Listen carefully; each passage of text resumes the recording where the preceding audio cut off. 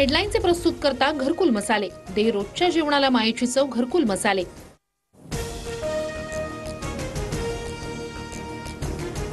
बीडचे पोलीस अधीक्षक नवनीत कावत ऍक्शन मोडवर. गुन्हेगारी पार्श्वभूमी असलेल्या 80 जणांना अधीक्षक कार्यालयात बोलावून तंबी. गुन्हा घडल्यास एमपीडीए हद्दपारी तसंच मकोका अंतर्गत कारवाईचा इशारा. महाराष्ट्रात लोकसंख्येपेक्षा जास्त मतदार याद्यांमध्ये अनियमितता आढळल्याचा आरोप करत राहुल गांधींचा हल्लाबोल.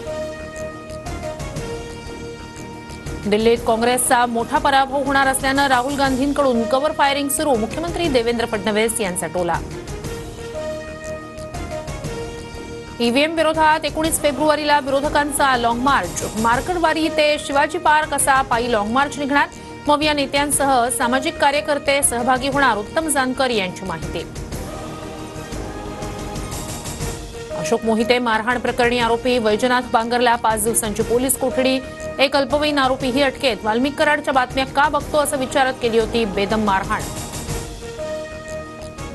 लाडकी बहीण योजनेच्या लाभार्थ्यांमध्ये महिन्याभरात 5 लाखांनी घट. लाभार्थ्यांची संख्या 2.46 कोटींवरून 2.41 कोटींवर. छाननी प्रक्रिया सुरू असताना नवी माहिती समोर. मुंबईत आढळला जीबीएसचा पहिला रुग्ण. अंधेरीतील 7 हिल्स रुग्णालयात उपचार सुरू तर राज्यात जीबीएस बळींची संख्या 6 वर.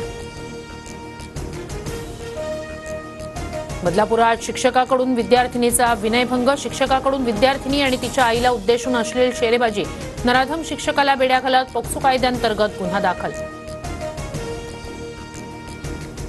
नागपुरातील मोठा ताजबाग परिसरातील कोंबड्यांना बर्ड फ्लूची लागण. 3000 कोंबड्या नष्ट. ताजबाग आणि आसपासचा 1 किलोमीटरचा परिसर बाधित क्षेत्र म्हणून घोषित.